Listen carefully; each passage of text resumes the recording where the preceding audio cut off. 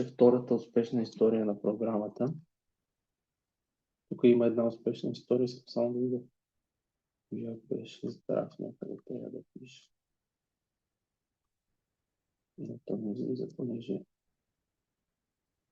тогава нямаше дати. Я да видим изключение как се търсиш тук.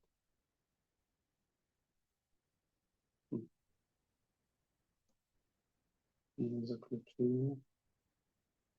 Филтър. Къде си записваш здрав?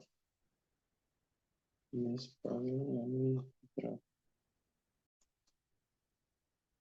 Смятам, че ти ще си вторият, че твоята история ще е втората успешна в програмата, която ще доведе до това да се отбележи, че си здрав пациент, защото при тебе не е автоимунно заболяване. То на щитовидната жлеза. Което говори, че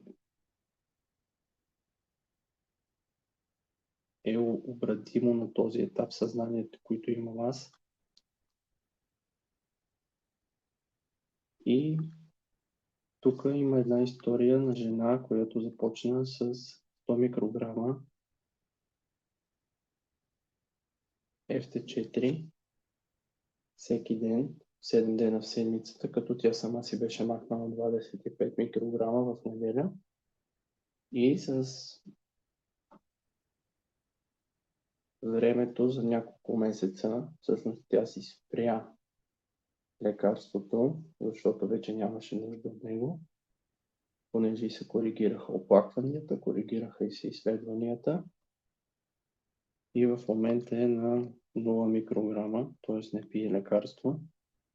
Точно заради това, че се премахнаха всички стресори, които са натоварвали щитовидната жлеза и са я вкарвали в хипофункция. Но не виждам явно при апдейтите съм изтрил заключението,